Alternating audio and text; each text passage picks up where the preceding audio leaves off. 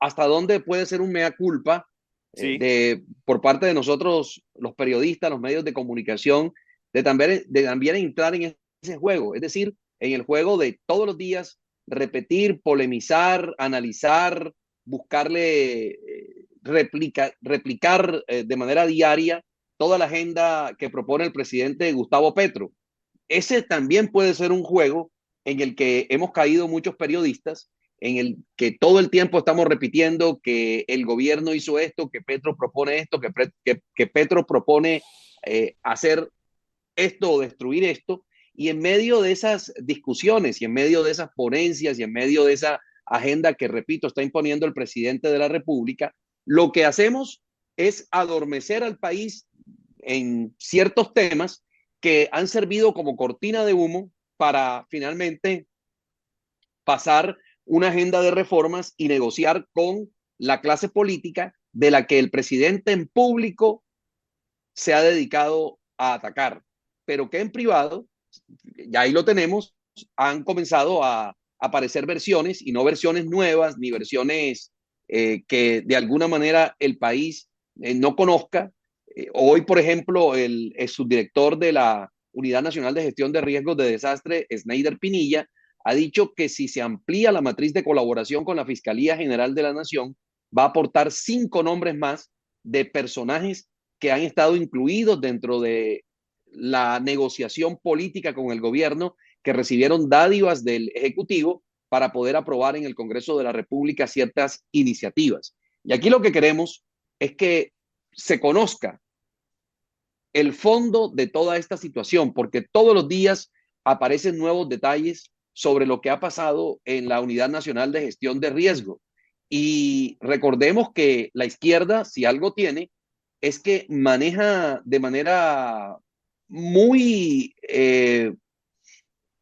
eficiente la construcción de relatos, la construcción de narrativas sobre ciertas situaciones, a tal punto que hoy lo que podemos decir es que la gente sigue quejándose y sigue echándole las culpas, por ejemplo, a Karen Audinen por la pérdida o el robo más bien de 700.000 o de 70.000 millones en el Ministerio de las TIC con el tristemente célebre contrato de centros poblados. Y desde luego que es un peso que se pierda, ya es un peso que le pertenece al erario y le pertenece a los impuestos de todos los es colombianos, que, todos los que doña tenemos que Pilar, aportar. Eso es do- censurable.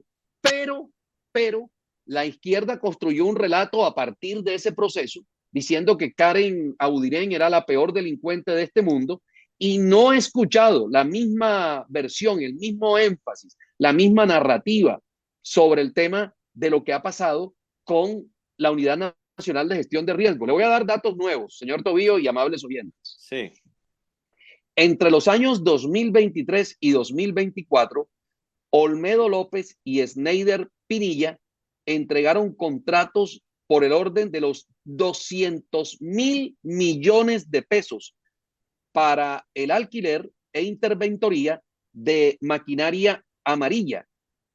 Maquinaria amarilla son todas esos aparatos, equipos que ustedes ven trabajando cuando hay un desastre, cuando hay un desbordamiento. Son las retroexcavadoras, las pajaritas, los cargadores que trabajan allí. Y como tienen un color amarillo, se le dice maquinaria amarilla. De ese total, 76.000 millones de pesos se fueron para el municipio de Uribia, en la Alta Guajira.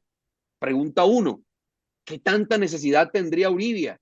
Por Uribia pasó un huracán, por en Uribia hubo un desbordamiento de algún río que causó una tragedia de tal proporciones que se necesitó buscar un contrato por 76.000 millones de pesos o varios contratos que sumaran 76.000 millones de pesos en contratación de maquinaria amarilla.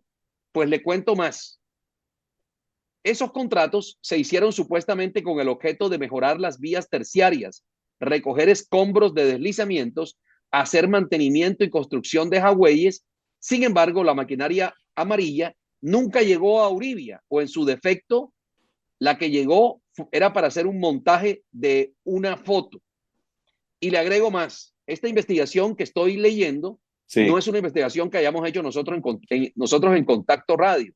Esta investigación la hizo la periodista Paula Bolívar de W Radio Colombia. Que ha destapado la mayoría de estos escándalos. Sí, señor. Paula Bolívar dice, todos los caminos conducen a Uribia. De los 200.000 millones de pesos, 76.000 fueron destinados a ese municipio, en donde, según el ministro Velasco, el encargado de manejar los contratos era Germán Mejía Sierra, suegro de Olmedo López. Lo cierto es que en esa región no hay ni siquiera agua. El contrato más cuantioso de maquinaria amarilla fue entregado también a Uribia por 14.800 millones de pesos y según la orden de proveeduría tenía como finalidad el alquiler de un bulldozer. Este fue adjudicado al proveedor Gama Ingeniería SAS y fue solicitado explícitamente por Sneider Pinilla, es director de desastres, confeso culpable. Pero además de eso, esto que estamos viendo acá, nada más en un solo municipio del país, en Uribia, Guajira, estamos hablando que se entregaron contratos del orden de los 76.000 millones. Es decir, la plata que se robaron en Uribia, Guajira, vía Unidad Nacional de Gestión de Riesgos de Desastre, ya superaba a la plata por la que condenaron prácticamente al escarnio a la exministra de las TIC, Karen Abudinen Abuchaibe. Allá fueron 70.000. Nada más aquí se perdieron y embolataron en Uribia 76.000 millones de pesos de una gran bolsa de 200.000 millones de pesos que contrató la Unidad Nacional de Gestión de Riesgos de Desastre en cabeza de los hoy confesos delincuentes Sneider Pinilla y Olmedo López. Pero a eso le agrego algo.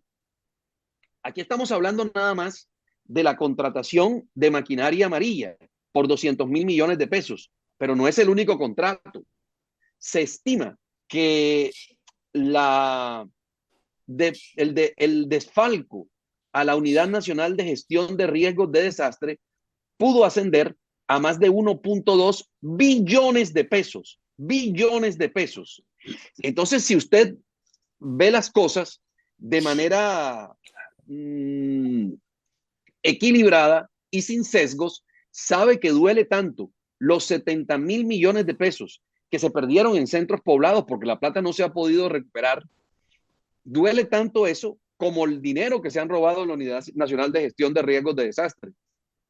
Aquí la indignación no debería ser selectiva. Aquí la indignación tiene que ser una indignación total frente a un hecho de corrupción, no importa de dónde provenga esa corrupción. Si lo hizo un gobierno de izquierda, un gobierno de derecha, un gobierno de centro, un verde, un amarillo, un rosado, un salmón, un multicolor, no importa. Si lo hizo un hombre, una mujer, si lo hizo un trans, una lesbiana, un gay, no importa. Aquí no podemos dividir la corrupción y tampoco podemos ubicar nuestra indignación con algún tipo de grado según la ideología política de quien haya cometido ese delito. Es tan grave lo que ha pasado en el Ministerio de las TIC como lo que está pasando en estos momentos en la Unidad Nacional de Gestión de Riesgos de Desastre. Por eso es que yo me aterro cuando muchos aseguran que este país está así por 200 años de corrupción de la derecha. Y yo pregunto, si en 22 meses ya se robaron 1.2 billones de pesos de la Unidad Nacional de Gestión de Riesgos de Desastre, ¿no le parece lo suficientemente grave como para tener una capacidad de autocrítica, un pequeño ápice de autocrítica frente a lo que está pasando? Es que la plata que se están robando es plata de nuestros impuestos. No importa, repito, si el gobierno es de izquierda, de derecha, de centros. Esto que está pasando es absolutamente grave y aquí no lo podemos, digamos que, discutir desde el punto de vista del sesgo ideológico, porque los bandidos tienen que ir a la cárcel no importa de dónde sean.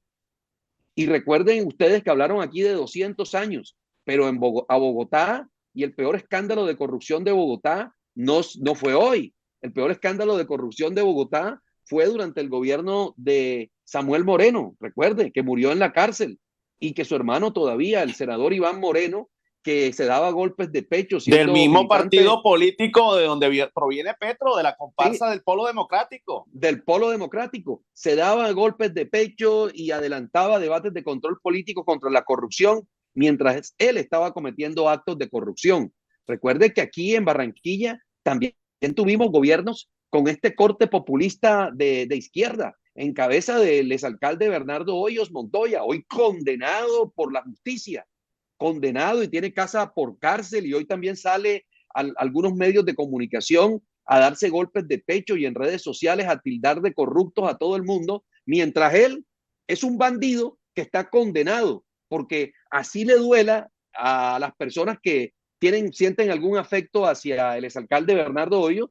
Hay que decirlo, no estamos hablando de una persona que está sospechosa o imputada, no, está condenado y por actos de corrupción, no por otra cosa. No lo condenaron y que por persecución política, porque no le gusta la barba del cura, ni le gusta el tono de voz del cura. No, lo condenaron por corrupto y hoy está metido allá en el Rincón Latino, tiene un estadero por cárcel y desde allá entonces critica a todo el mundo y lanza discursos de honestidad y lanza discursos de transparencia cuando él está condenado por bandido. Así de sencillo. Y hay que hablarle claro a la gente. Esto no se trata de izquierdas o de derechas. Esto se trata de cuidar el dinero público, de cuidar el dinero de la inversión para la educación, para la salud, para la conectividad, para todas esas cosas que necesitamos. Y hay que cuidarlo con igual fiereza, no importa si el gobernante es de algún extremo al que nosotros o con el que nosotros no comulguemos. Así de sencillo. Que vengan todas las investigaciones, que vengan todas las IAS, que metan preso a todos los que sean bandidos, no importa a qué partido pertenezcan, porque la corrupción no tiene ideología política. La corrupción es corrupción, sea del bando que venga, señor Tobío. Sí, señor, sea quien sea y sea la ideología que quiera o el partido político al que quiera pertenecer. Aquí hay como lo decíamos hace unos días en los batazos, una pandemia de doble moral, porque es que le han inyectado a la gente que lo que antes era malo, ahora es bueno, lo que ahora es bueno, antes era malo. Entonces, antes los medios de comunicación éramos buenos, por ejemplo, cuando se debatió, se denunció y se debatió el tema de los 70,000 millones de pesos en los tiempos de Karen Abudinen. Y aquí y en todos los medios se dijo con nombre propio y se debatió. No lo hemos escondido debajo de la alfombra. Pero tampoco tenemos por qué esconderle a este gobierno, ni a los que vengan. Es que aquí los medios de comunicación han sido satanizados y ¿dónde se han destapado los escándalos? De gobiernos también anteriores que lo han tenido. Es que aquí no estamos ocultando que en gobiernos anteriores, sea del color que sea, Partido Liberal, Conservador, cualquier partido de la U, el señor Juan Manuel Santos lo inscribieron por el partido de la U, ¿te recuerdan? Y también hubo corrupción, es decir, todos los gobiernos. Eso no queremos que se interprete como un consuelo de tontos, que es lo que tienden a aplicar los queridos amigos, estos amigos petristas que tanto queremos, pero que están bien equivocados, porque se han dejado meter los dedos en la boca y se han dejado inyectar odio y además doble moral. ¿Y en qué cantidad? Hasta el punto que lo que antes veían malo, ahora lo ven bueno. Es que no podemos seguir con ese mediocre argumento del petrismo de que hay que mirar es para atrás. Entonces, como anteriormente lo hicieron, se justifica. Para ellos se justifica que como el vecino se está robando el agua, él se roba la luz y se roba el internet. Entonces, fíjese al alto grado de mediocridad que hemos llegado con esta pandemia de izquierda en Sudamérica o en Latinoamérica, que con su discurso mañoso y mentiroso han llevado a la gente a estos niveles de mediocridad. No podemos justificar ni antes, ni ahora, ni después todas estas cosas que se están dando. Este es un gobierno que llegó al poder con el discurso mentiroso de que venía a combatir la corrupción y han resultado más bandidos que los que estuvieron en el poder, porque en tiempo récord se están robando, están saqueando el presupuesto público. Es que esto no hay que llamarlo de otra forma.